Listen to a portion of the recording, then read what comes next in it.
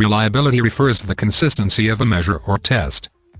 In simple terms, if you take a test or measurement multiple times, reliability means that you should get similar results each time, assuming that what you are measuring hasn't changed. High reliability indicates that the tool you are using measures accurately and consistently over time. Key concepts. 1. Types of reliability. There are several types of reliability that researchers commonly assess. 2. Test-retest reliability. This type measures the consistency of a test over time. If you take the same test on 2 different occasions and get similar results, it demonstrates high test-retest reliability. Example, if you take a personality test today and then take the same test again 2 weeks later and score similarly, the test has good test-retest reliability. 3. Inter-rater reliability. This type examines the consistency of results when different people use the same test or measurement tool. High inter-rater reliability means that different raters come up with similar scores or observations. Example, if 2 teachers assess students' essays using the same grading rubric and give similar scores, this indicates strong inter-rater reliability. 4. Internal consistency. This type refers to whether different items or questions within a test measure the same underlying concept consistently. High internal consistency means that each part of the test contributes to measuring the same thing. Example, in a survey measuring anxiety, if questions that ask about feeling nervous and questions about feeling restless all yield similar responses, the survey has high internal consistency. 5. Importance of reliability. Reliability is critical because it supports the validity of research findings. If a measurement tool is not reliable, the results may vary widely, making it difficult to draw accurate conclusions. Researchers need reliability to ensure that the tests or measurements they use are stable and dependable. 6. Measuring reliability. Researchers often use statistical methods to calculate reliability coefficients, which indicate how reliable a measure is. These coefficients range from 0 to 1, with higher values indicating better reliability. For example, a reliability coefficient of 0.9 or higher is generally considered excellent, while a coefficient below 0.7 may indicate that the measure needs improvement. Example of reliability. Let's go through a practical example to illustrate reliability. Scenario: a study on student performance. 1. Research setup. Imagine researchers want to assess students' math skills using a standardized test. They want to ensure that the test is reliable. 2. Test-retest reliability. The researchers administer the test to a group of students this week and then again 2 weeks later. If the same students achieve similar scores on both occasions, the test demonstrates high test-retest reliability. 3. Inter-rater reliability. Suppose the same student's math problem-solving process is assessed by 2 different teachers. If both teachers score the student's method similarly, the test shows high inter-rater reliability. 4. Internal consistency. If the test consists of multiple-choice questions assessing various aspects of math, the researchers analyze whether students who do well on addition also do well on subtraction. If there's a strong correlation, it indicates high internal consistency in measuring math skills. Important details. 1. Reliability versus validity. While reliability focuses on consistency, validity refers to whether a test or measure accurately measures what it claims to measure. A test can be reliable but not valid. For example, a ruler may consistently measure length but inaccurately measure the temperature. 2. Factors affecting reliability. Several factors can influence reliability, such as test conditions, test length, ambiguity in questions. Conclusion. Reliability is a vital concept in psychology and research that assesses the consistency and dependability of measurements and tests. Understanding reliability helps you evaluate how trustworthy the results of studies or assessments are. A reliable test allows researchers to draw accurate conclusions and make informed decisions based on their findings. This knowledge will be beneficial as you prepare for your CPC exam and engage with research methodologies in psychology and related fields. Observation reactivity effect. Sure. Let's explore the concept of the observation reactivity effect, which is important in psychology and research. Understanding this effect will help you recognize how awareness of being observed can influence people's behavior. We'll break down key concepts, important details, and provide examples for clarity. What is the observation reactivity effect? The observation reactivity effect refers to a change in behavior that occurs when individuals know they are being watched or observed. In simple terms, people often act differently when they know someone is paying attention to them, which can lead to biased or inaccurate results in research studies. This effect can skew the findings and limit the validity of the study. Key concepts. 1. Reactivity. Reactivity is the tendency for individuals to modify their behavior when they are aware that they are being observed. This means they might act in a way they think is expected or socially acceptable, rather than their usual behavior. 2. Impact on research. The observation effect can significantly impact research results, especially in studies that rely on naturalistic observation or self-reports. If participants change their behavior because they know they are being watched, it can make it hard to determine what their actual behavior would be in a normal setting. 3. Types of studies affected. Observational studies, where researchers watch and record behaviors in real time without interference, are especially susceptible to the observation effect. For example, if researchers are studying how people interact in a public park, individuals might change their interactions or become more reserved if they know they are being watched. Example of the observation reactivity effect. Let's consider an example to illustrate the observation reactivity effect. Scenario: a study on classroom behavior. 1. Research setup. Researchers want to observe how students behave in a classroom setting to study engagement and participation. They plan to record the students' interactions during lessons over several weeks. 2. Observation. When the researchers arrive to observe the classroom, the students become aware that their behavior is being monitored. Knowing they are being observed, some students might raise their hands more often to answer questions, while others might become quieter or less engaged than usual. 3. Impact on results. Because of the observation effect, the researchers might conclude that the classroom environment is more participative than it actually is. The data collected may not accurately reflect typical student behavior because the observation has influenced their actions. Important details.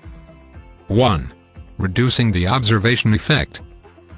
Researchers can take steps to minimize the observation effect, such as using hidden cameras to observe behavior without participants knowing they are being watched.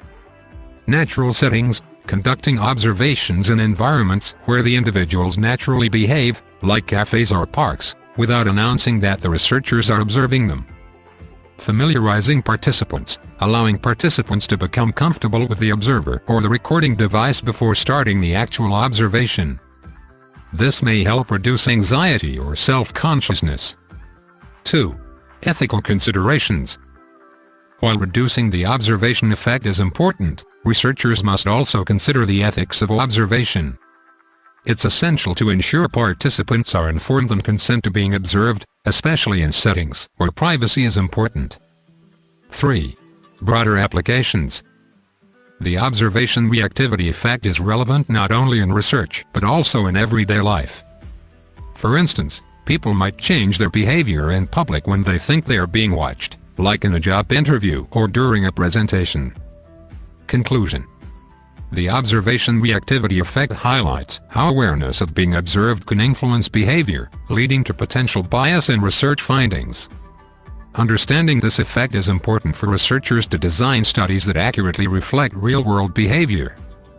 This knowledge is valuable for your preparation for the CPC exam and helps you critically assess research methodologies in psychology and related fields. Research methodology. Sampling. Simple random sampling. Stratified sampling. Cluster sampling. Systematic sampling. Snowball sampling. Horizontal-vertical sampling. Sure. Let's explore the different types of sampling methods used in research. Understanding these methods is important because how researchers select their samples can affect the reliability and validity of their study results. We'll break down each type clearly, using simple language and examples. 1. Simple random sampling. Simple random sampling is a method where every member of the population has an equal chance of being selected. This method ensures that the sample is representative of the population. Key concepts. Equal chance. Every individual has the same likelihood of being chosen. Random selection. Researchers might use random number generators or draw names from a hat. Example, if a school has 500 students and you want to select 50 for a survey, you could assign each student a number and then use a random number generator to select 50 numbers. This way, each student has an equal chance of being chosen. 2. Stratified sampling. Stratified sampling involves dividing the population into distinct groups or strata based on specific characteristics and then randomly sampling from each group. This approach ensures a representation from each group. Key concepts. Strata, groups based on characteristics. Proportional representation, researchers sample from each stratum in proportion to its size in the overall population. Example, suppose a company wants to survey its employees about job satisfaction. If there are 200 employees divided into 2 departments, researchers might choose to survey 20 from each department to ensure both groups are represented. 3. Cluster sampling. Cluster sampling involves dividing the population into clusters and then randomly selecting whole clusters to participate in the study. This method is useful when it's difficult to access the entire population. Key concepts. Clusters, groups that represent the population, such as neighborhoods or schools. Randomly selected clusters. Instead of sampling individuals from the entire population, the researchers select entire clusters. Example, if a city wants to survey its residents about city services, they could divide the city into neighborhoods and randomly select a few neighborhoods to survey instead of contacting every resident. 4. Systematic sampling. Systematic sampling involves selecting every nth individual from a list or sequence. The first individual is chosen randomly, and the rest are selected based on a fixed interval. Key concepts. Systematic selection, choose a starting point, and then select every nth individual. Interval, the fixed number between selections. Example, if you have a list of 100 students and want to select 10, you might decide to pick every 10th student. If you randomly start with the 3rd student, you would then select the 3rd, 13th, 23rd, and so on until you have your sample. 5. Snowball sampling.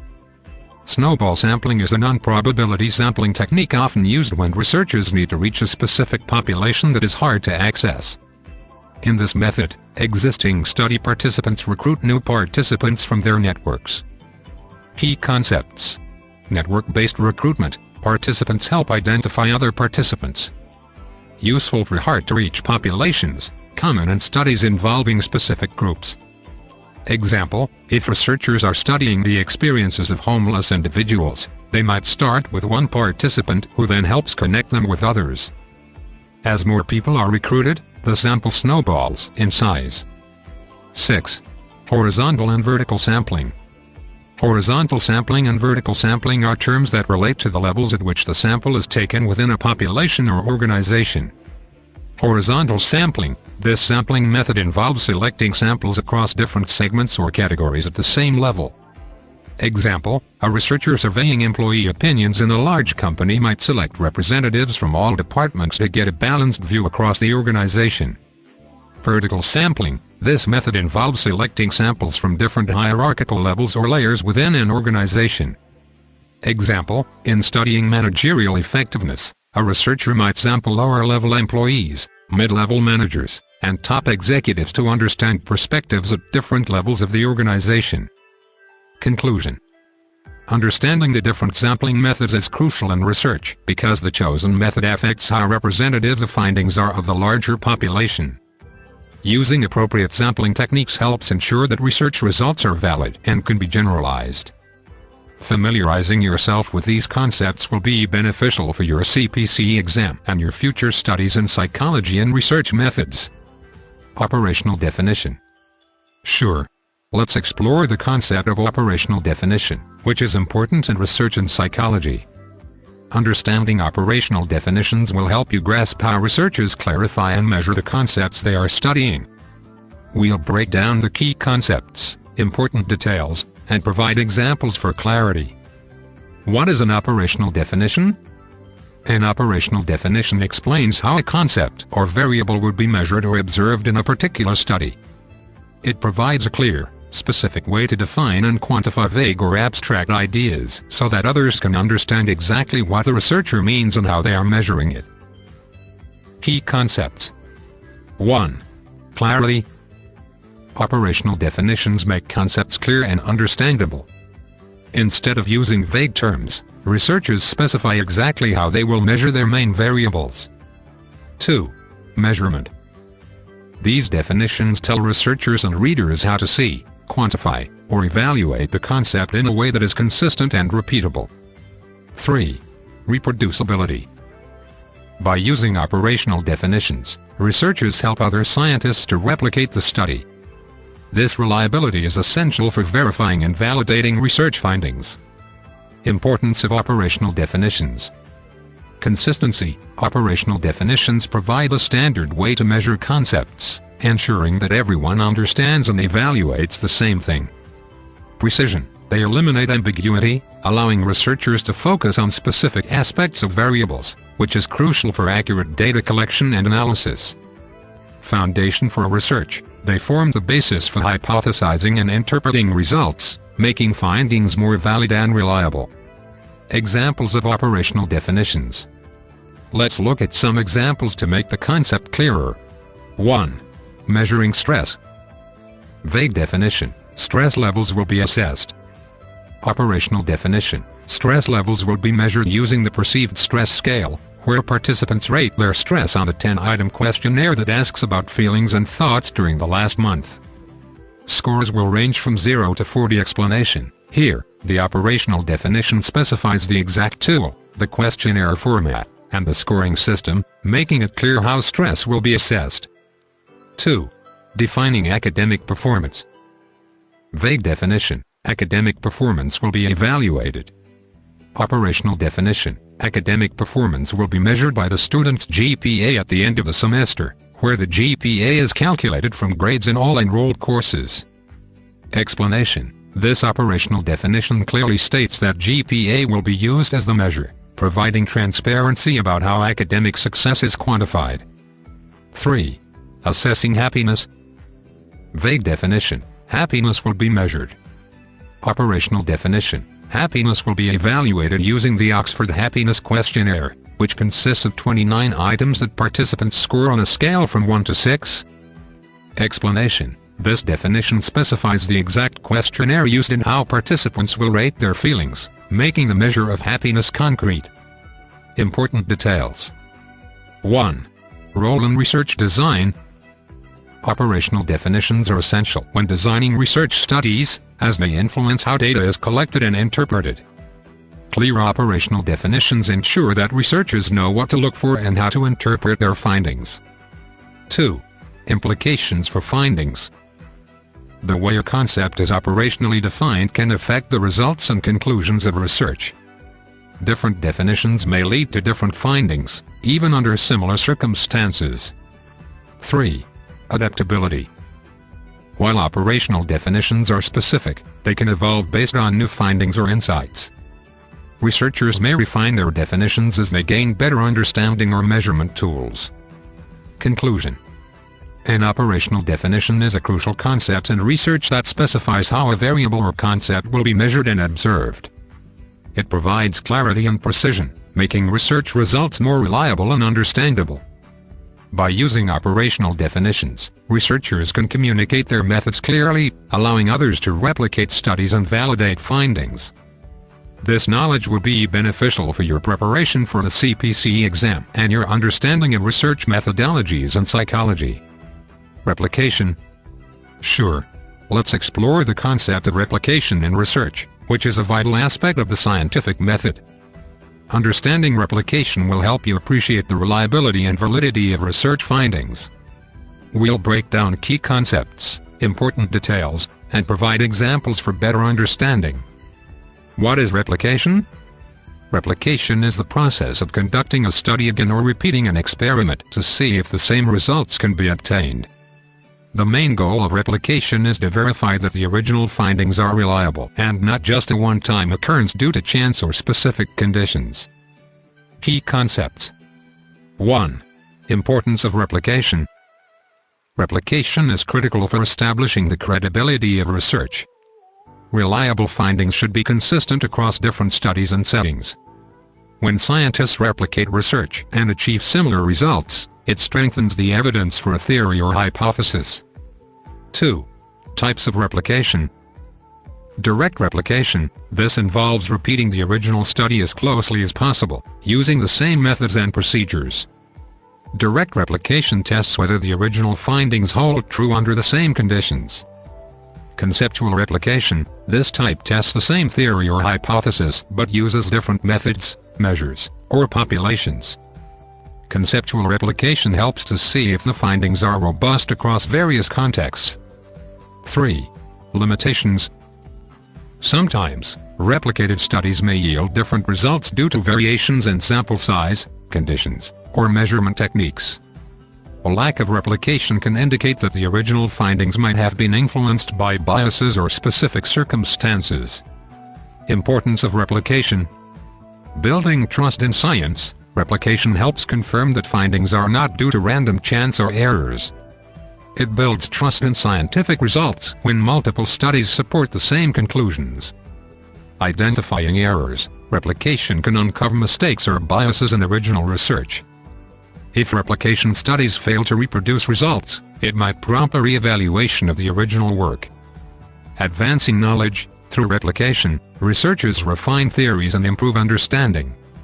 Consistent results can lead to stronger theories, while conflicting results can inspire new research directions. Examples of replication. 1. Original study. Suppose researchers find that a new teaching method significantly improves student test scores in math. 2. Direct replication. Other researchers replicate the study in the same school with a similar group of students. If they find similar improvements in test scores, this supports the reliability of the original study. 3. Conceptual replication. A different group of researchers may conduct a similar study in various schools with diverse demographics to see if the teaching method still works. If they find improvements again, it suggests that the teaching method is effective across different environments. 4. Medical research. In medical science, if a new drug shows promising results in treating a disease, other researchers will conduct replication studies to confirm its effectiveness. 5. Direct replication. They may replicate the original clinical trial with the same dosage and patient population. 6. Conceptual replication. Other studies might investigate different dosages or patient groups to see if the drug remains effective. Important details. 1. Challenges of replication. Replicating studies can be difficult due to factors like funding, access to data, and ethical considerations. Researchers may face challenges in using the same methodology as the original study. 2. Reproducibility crisis. In recent years, a replicability crisis has emerged in some fields, notably psychology and medicine. Many high-profile studies have failed to replicate, leading to questions about the validity of those findings. 3. Open science movement. The movement towards open science encourages sharing data, methods, and materials. This transparency can help facilitate replication and address issues in reproducibility. Conclusion. Replication is a fundamental concept in research that verifies the reliability of findings by repeating studies. It ensures that results are not flukes and strengthens scientific knowledge through confirmation. Both direct and conceptual replication play vital roles in building trust in scientific research. Understanding this concept is essential for your preparation for the CPC exam and will enhance your ability to critically evaluate research in psychology and other fields. Deductive versus inductive logic. Sure. Let's break down the topics of deductive logic and inductive logic. Both are important methods of reasoning used in problem solving, scientific thinking, and decision making. Understanding the differences between them will help you think critically and analyze arguments. We'll break down the key concepts, important details, and provide examples for clarity. What is deductive logic? Deductive logic is a method of reasoning where conclusions are drawn from general principles or premises that are assumed to be true. In simple terms, if the premises are true, the conclusion must also be true. Key concepts of deductive logic. 1. General to specific. Deductive reasoning starts with a general statement or hypothesis and applies it to a specific case. 2. Validity. The conclusion follows logically from the premises. If the premises are correct, the conclusion is guaranteed to be correct. 3. Structure. Deductive arguments typically have a formal structure, often using the format of syllogisms. Example of deductive logic. Premise 1, all humans are mortal.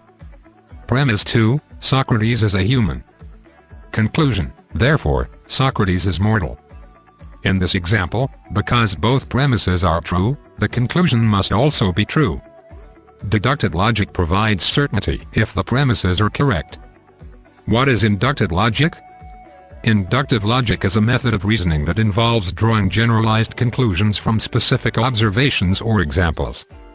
In other words, it moves from specific instances to broader generalizations. Key concepts of inductive logic. 1. Specific to general. Inductive reasoning starts with specific observations and develops a general conclusion or theory from them. 2. Probability. The conclusions drawn are not guaranteed to be true.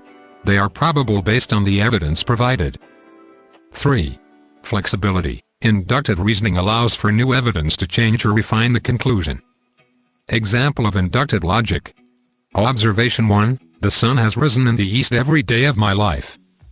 Observation 2, the sun rose in the east yesterday.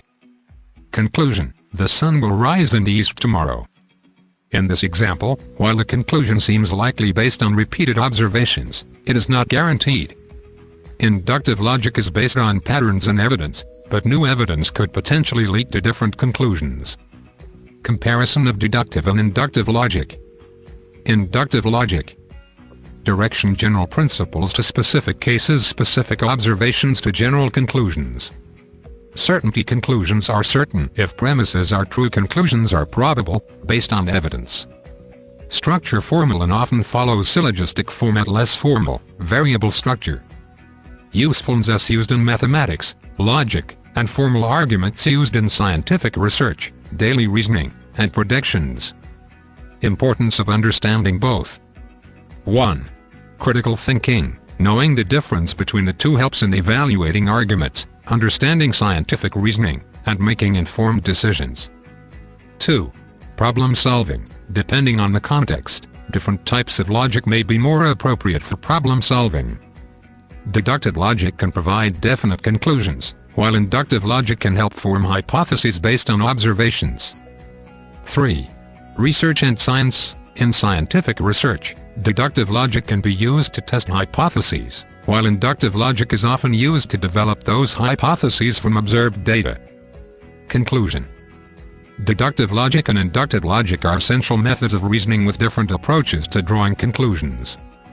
Deductive logic provides certainty through general principles, while inductive logic focuses on patterns and evidence to form general conclusions.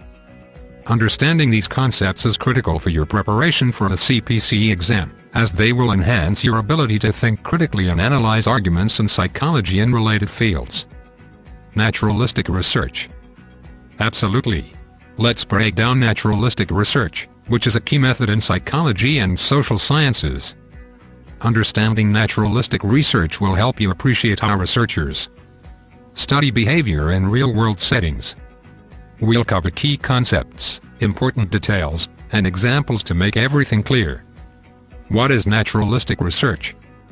Naturalistic research is a method of studying behavior in real-life settings without any manipulation or interference from the researcher.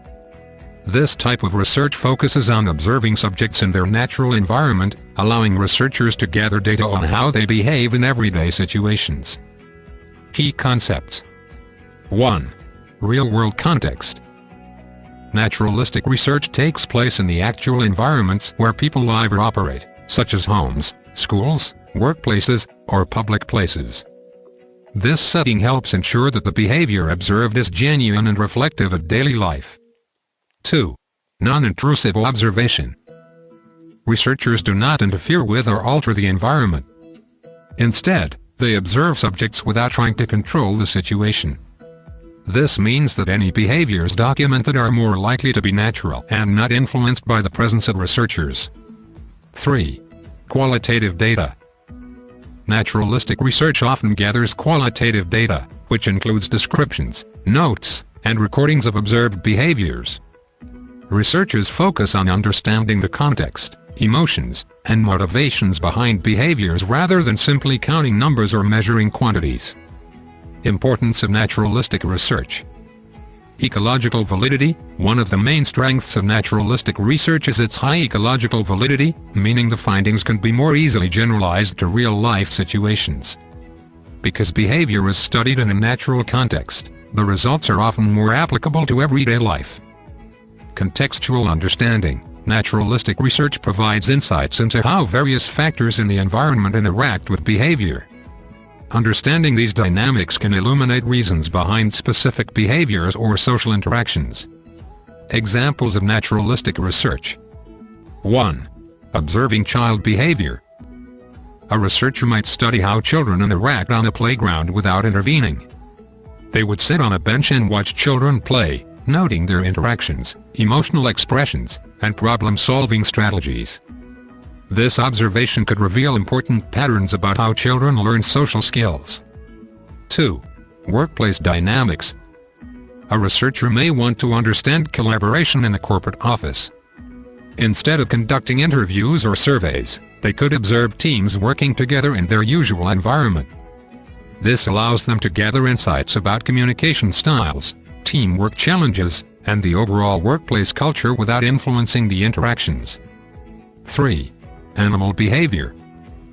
A biologist studying a particular species of birds might observe their nesting habits in their natural habitat.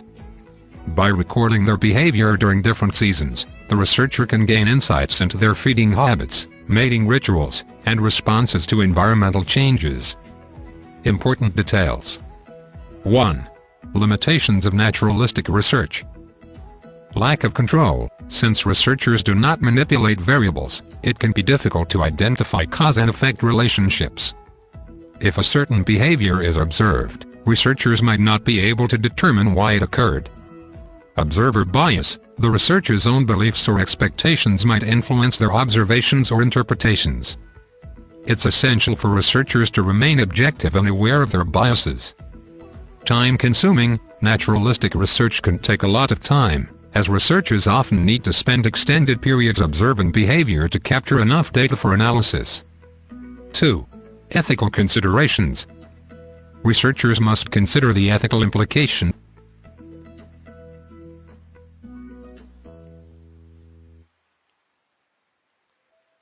of observing individuals without their knowledge. In some cases, it may be necessary to obtain consent from participants, especially in sensitive settings. Researchers should prioritize the welfare and privacy of those being studied. Conclusion. Naturalistic research is a valuable method for studying behavior in real-world settings, offering insights that controlled experiments may not provide.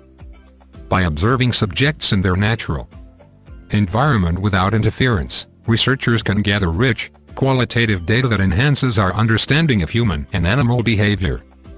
This knowledge will be especially helpful for your preparation for the CPC exam and in your understanding of various research methodologies used in psychology and social sciences. Confederates accomplices. Sure. Let's explore the concepts of confederates and accomplices in psychological research. Understanding these terms will help you grasp how researchers sometimes use individuals who are part of the study but are not part of the actual experimental subject group. We'll break down the key concepts, important details, and provide examples to make everything clear. What are confederates? Confederates are individuals who are secretly part of the research study but act like regular participants.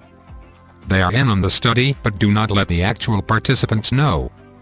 Their role is to help the researchers manipulate the situation or to collect data in specific ways.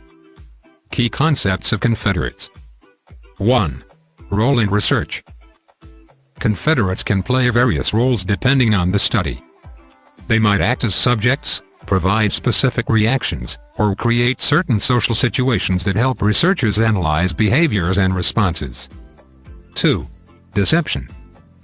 Using confederates often involves some level of deception. Participants may think they are interacting only with other participants, when in fact, some individuals are working with the researchers to facilitate the experiment. 3. Control and validity.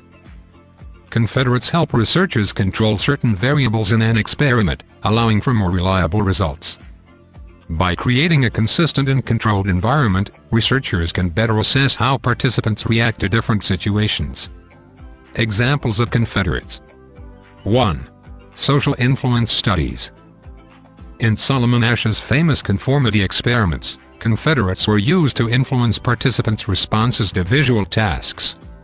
When participants were asked to match the length of a line with 3 comparison lines, confederates purposely gave incorrect answers to see if the real participant would conform to the group's wrong choice. This setup helped illustrate the effects of group pressure on individual judgment. 2. Bystander effect experiment. In studies examining the bystander effect, researchers use confederates to simulate an emergency situation. For instance, if a confederate feigns a medical emergency in a public place, researchers can observe how many people intervene to help. This helps researchers understand how people respond in real-life emergencies. What are accomplices? Accomplices are similar to confederates in that they are also part of the research team, but they may not necessarily be involved in the study's main goals. Instead, they might serve as support personnel or help manage the study's logistics. Although the terms are sometimes used interchangeably, accomplices usually indicate a broader set of individuals involved in the study. Key concepts of accomplices. 1. Support roles. Accomplices might help set up experiments, manage participant flow, or maintain the integrity of the study by interacting with real participants without directly influencing the outcomes. 2. Less deceptive. While accomplices may still be part of the research effort, their role is often less deceptive than that of confederates. They may not need to hide their identity from participants. Examples of accomplices. 1. Facilitating research. In a study investigating group dynamics, accomplices may be part of the research team that helps facilitate group discussions or activities. They ensure that everything runs smoothly while the researchers observe from a distance. 2. Data collection. Accomplices may assist researchers in collecting data or administering questionnaires to participants. They play supportive roles to help the main researchers focus on data analysis and interpretation. Important details. 1. Ethical considerations. The use of confederates and accomplices raises ethical issues, particularly regarding deception. Researchers must ensure that the benefits of the research outweigh potential risks or discomfort for participants. Ethical guidelines may require informed consent or debriefing after the study to clarify the role of confederates. 2. Impact on results. The inclusion of confederates can significantly impact the findings of a study, as they may shape participants' behaviors and responses in ways that are crucial for the research question. Conclusion. Confederates and accomplices are key components in social psychology research that help researchers explore complex behaviors and social dynamics. Confederates are typically involved in the study in a deceptive capacity to influence participant responses, while accomplices often play supportive roles that help manage the research process. Understanding these concepts is important for your preparation for the CPC exam and will enhance your comprehension of how psychological studies are designed and conducted. Counterbalancing. Sure. Let's explore the concept of counterbalancing, which is an important technique used in research, especially in psychology. Understanding counterbalancing will help you see how researchers control for potential biases when studying the effects of different stimuli or conditions. We'll break down the key concepts, important details, and provide examples for clarity. What is counterbalancing? Counterbalancing is a method used in experimental designs to control for the effects of the order in which stimuli or conditions are presented to participants. When researchers change the order of stimuli or tasks, they can minimize the influence of order effects on the results of the study. Key concepts. 1. Order effects.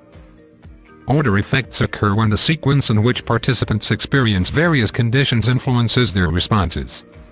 For example, if participants complete a difficult task first, they may feel fatigued when they attempt an easier task later. By changing the order of conditions, researchers can determine if any observed effects are due to the conditions themselves or simply the order in which they were presented. 2. Balancing. Counterbalancing ensures that each condition is experienced an equal number of times in different orders. This helps researchers distribute any potential order effects evenly across all conditions. 3. Types of counterbalancing. Complete counterbalancing. This involves presenting all possible orders of conditions to participants. For example, if a study has 3 conditions, researchers will create every possible order and ensure that different participants experience each order. Partial counterbalancing. Instead of using all possible orders, researchers may use a limited set of orders. This simplifies the design while still reducing order effects. For example, with 3 conditions, researchers might select just a few orders to represent the conditions. Importance of counterbalancing.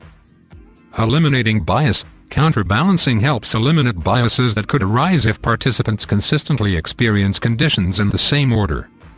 This leads to more reliable and valid results. Improving internal validity. By controlling for order effects, researchers can be more confident that any observed differences in responses are due to the experimental conditions rather than the order in which those conditions were experienced. Examples of counterbalancing. 1. Cognitive tasks. Suppose researchers want to study the effects of 2 different types of memory tasks on participants' recall abilities. If all participants did task A first and then task B, differences in performance might be due to fatigue from task A. To counterbalance, half the participants could do task A first and then task B, while the other half does task B first and then task A. This way, any effects from the order of tasks will be evenly distributed. 2. Taste tests.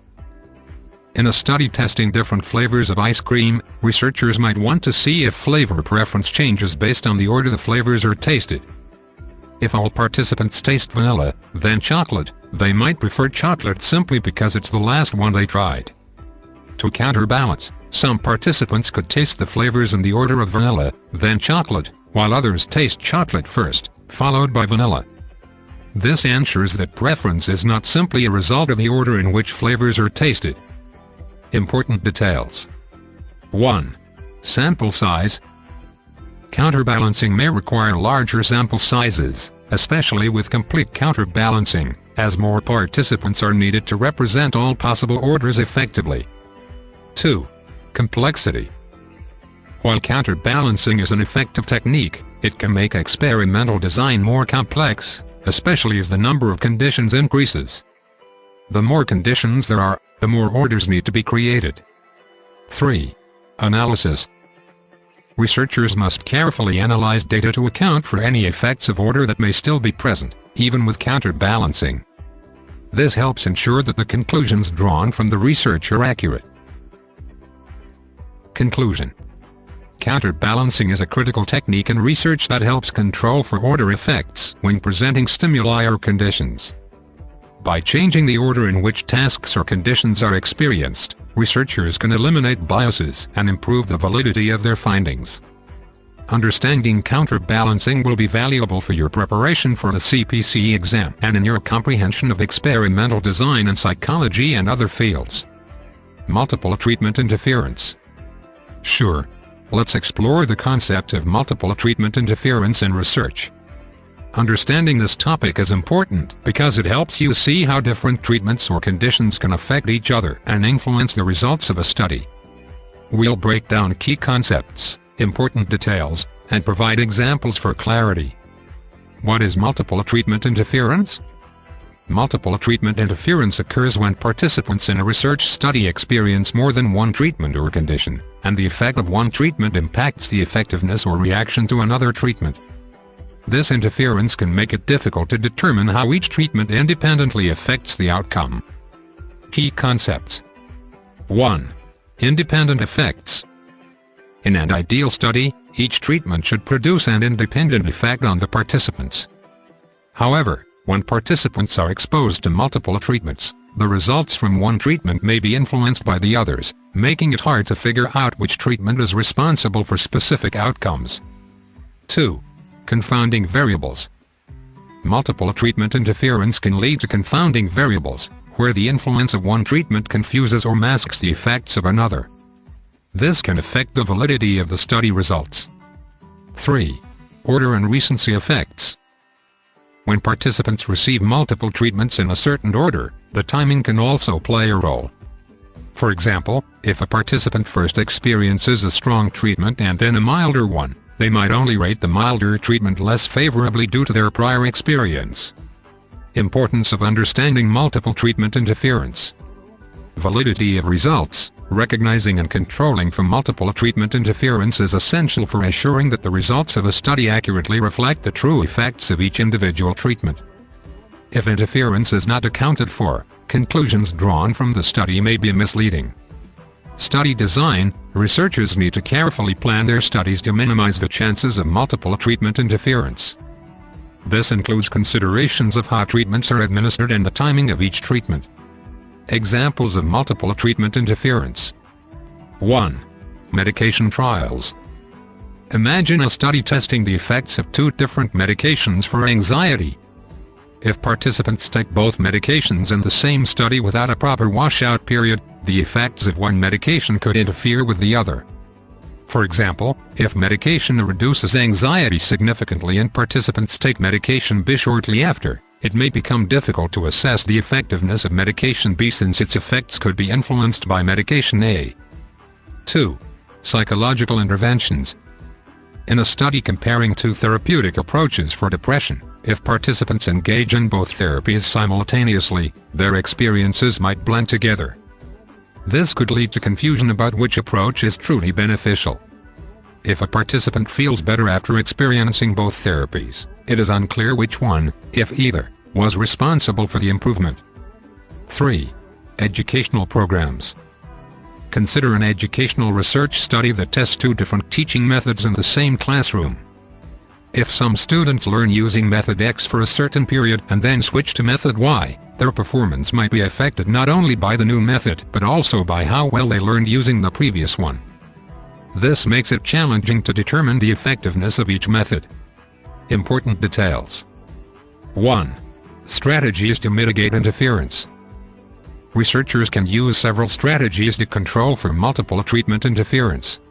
Randomization. Randomly assigning participants to different treatment groups can help reduce interference by evenly distributing potential confounding variables. Washout periods. Implementing breaks between treatments allows the effects of one treatment to dissipate before introducing another, reducing interference. Counterbalancing. Using counterbalancing techniques can help to control for order effects and minimize the impact of one treatment on another. 2. Analyzing data. When analyzing data, researchers must consider the possibility of multiple treatment interference and determine how it may affect the results. They may use statistical methods to adjust for confounding variables or interpret results cautiously when multiple treatments have been applied.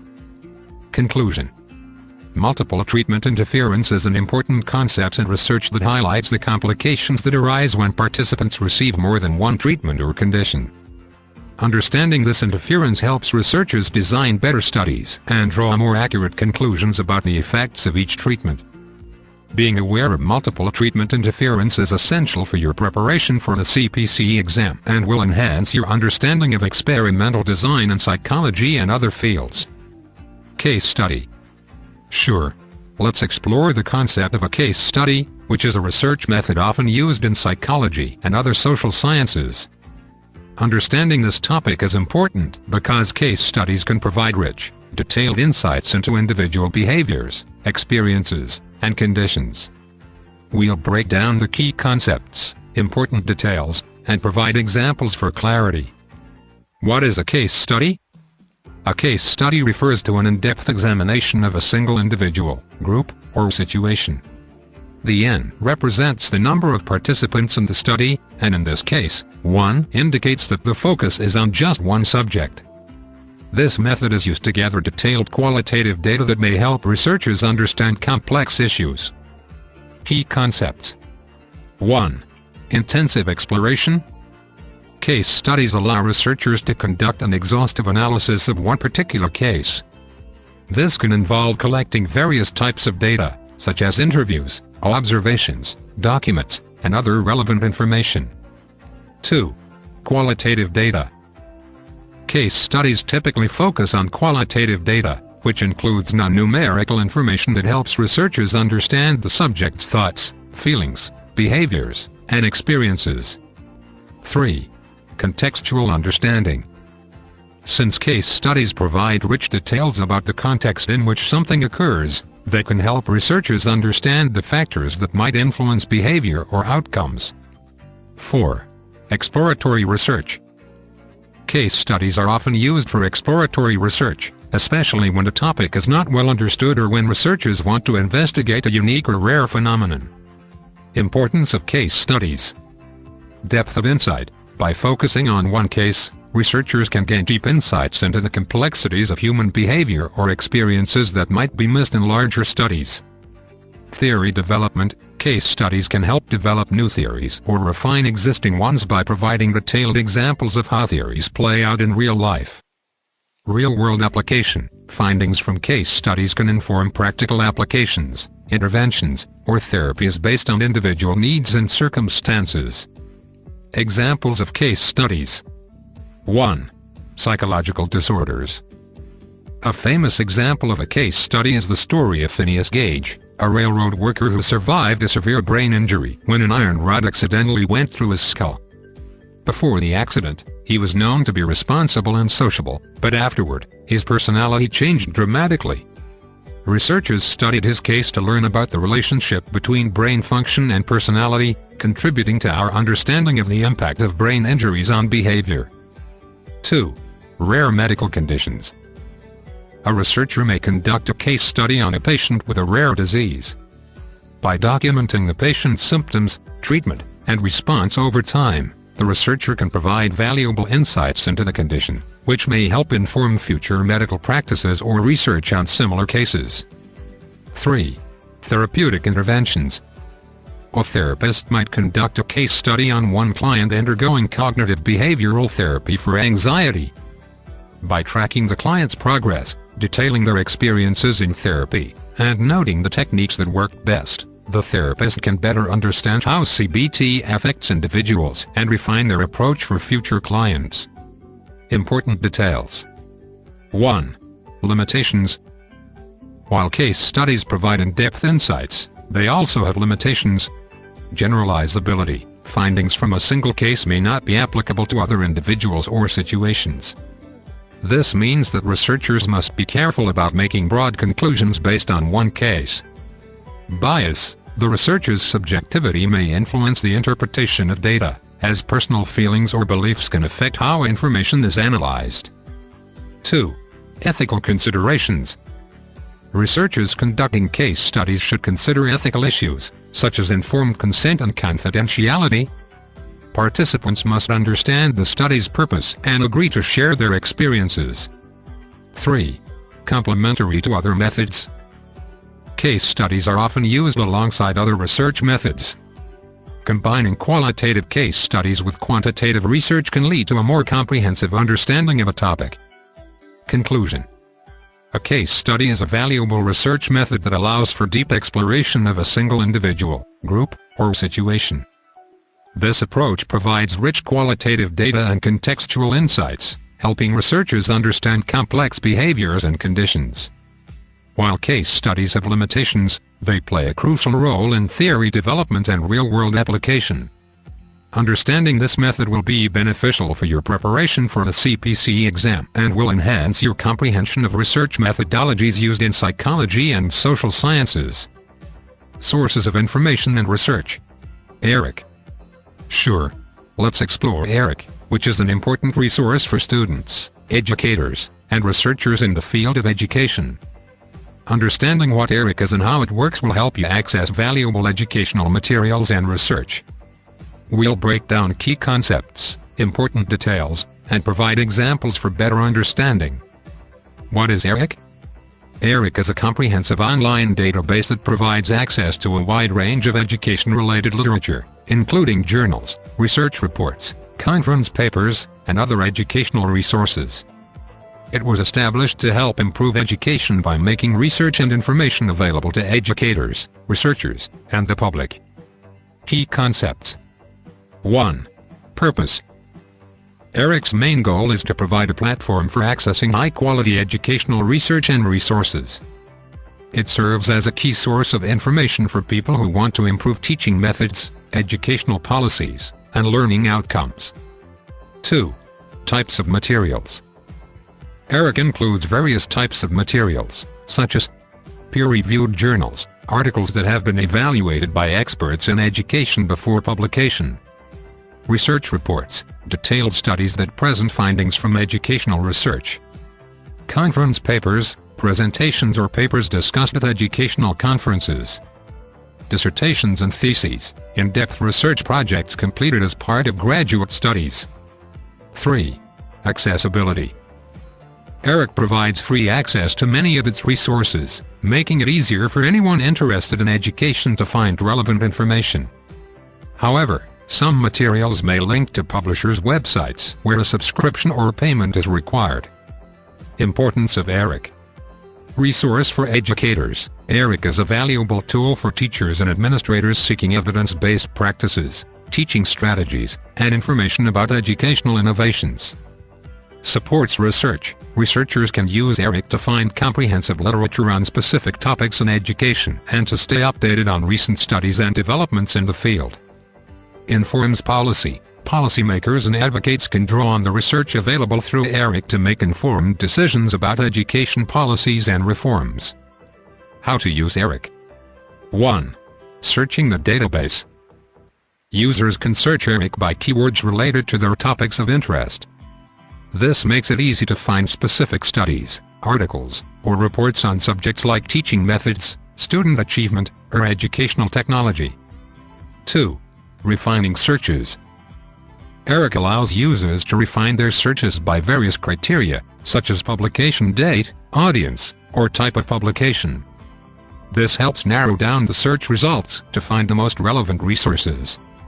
3. Accessing full text. Many resources on ERIC include links to full texts, while others may provide abstracts and information on how to access the full articles elsewhere. Examples of using ERIC. 1. Finding research on classroom management. A teacher looking for effective classroom management strategies can search ERIC for articles and studies that discuss various techniques and their effectiveness in different educational settings. 2. Exploring technology in education. A graduate student researching the impact of technology on learning can use ERIC to find recent research reports and journal articles that evaluate how technology enhances or changes educational practices. 3. Informing educational policy. A school administrator interested in improving student literacy rates can access studies on successful reading intervention programs through ERIC, allowing them to make informed decisions about program adoption. Important details. 1. History of ERIC. ERIC was established in 1966 and is managed by the Institute of Education Sciences within the U.S. Department of Education.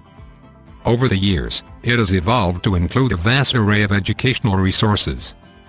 2. ERIC Digests. ERIC also provides short summaries called ERD that summarize key findings from longer reports or studies. These digests make it easier to quickly grasp essential information without having to read lengthy texts. 3. Limitations. While ERIC is a valuable resource, users should be aware that not all education-related literature exists in the database. Some local or less formal studies may not be included, so it's essential to explore other resources as well. Conclusion. ERIC is an essential online database that provides access to a wealth of educational materials and research. By understanding how to use ERIC, educators, researchers, and students can tap into the latest findings and best practices in education, making it easier to enhance teaching and learning. Familiarizing yourself with ERIC will be beneficial for your studies, especially as you prepare for the CPC exam and your future endeavors in education. Primary versus secondary resources. Certainly. Let's break down the concepts of primary versus secondary resources. Understanding these types of resources is important for conducting research and evaluating information, especially in fields like psychology, history, and social sciences. We'll go over key concepts, important details, and provide examples to make everything clear. What are primary resources? Primary resources are original materials or documents that provide direct evidence or first-hand accounts of events, experiences, or research. They are created at the time something happens or right after, and they have not been altered or interpreted by others. Key characteristics of primary resources. 1. Originality. Primary resources are original works or first-hand pieces of evidence, meaning they have not been modified or analyzed by others. 2. Direct source. They offer direct insight into a subject, event, or phenomenon. 3. Variety. Primary resources can take many forms, including diaries and journals, personal reflections or daily records of experiences. Interviews, direct conversations or discussions with individuals. Photographs and artifacts, visual or physical evidence from the time of the event. Research reports, findings and data from original research studies. Letters and correspondence, written communication, such as letters or emails. Example of primary resources. Historical document, a letter written by a soldier during World War II describing battlefield experiences. Scientific study, a peer-reviewed journal article presenting original research findings on a psychological experiment. Personal diary, the diary of Anne Frank, which provides a personal account of her life during the Holocaust. What are secondary resources?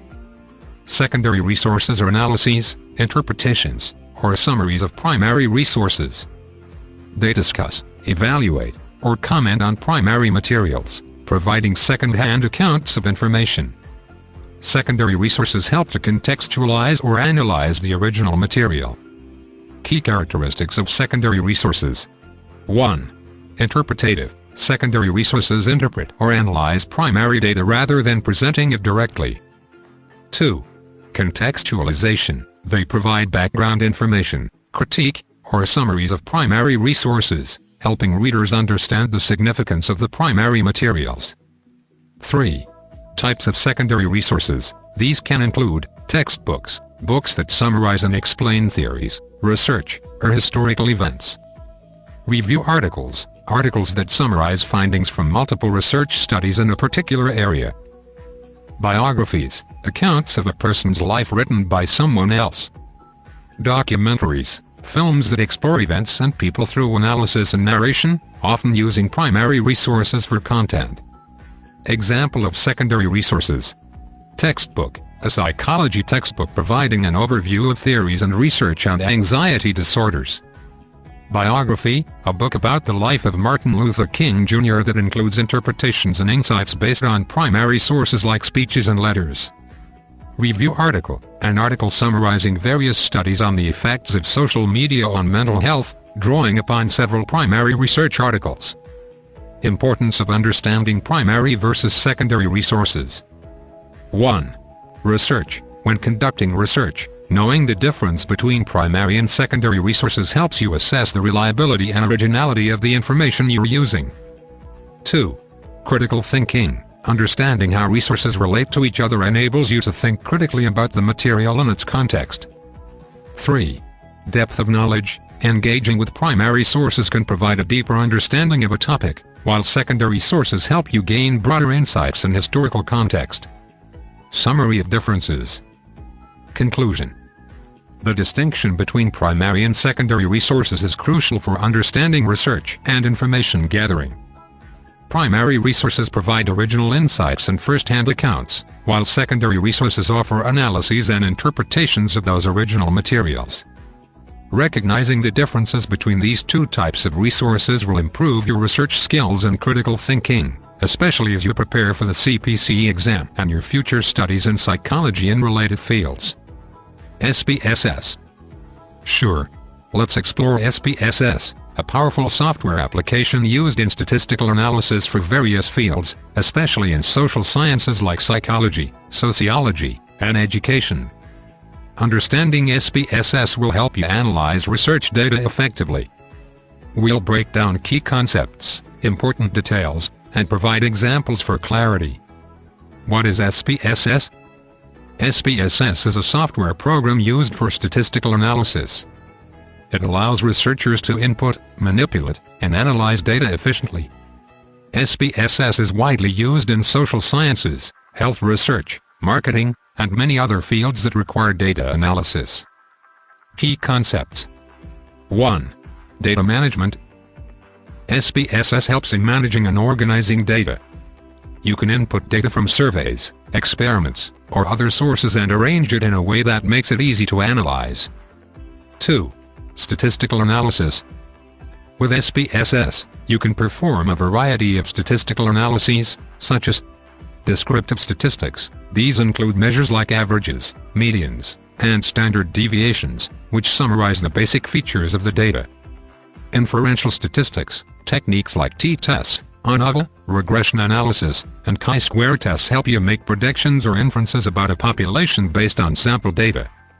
Correlation. Assessing the relationship between two variables to see if they are related and how strong that relationship is. 3.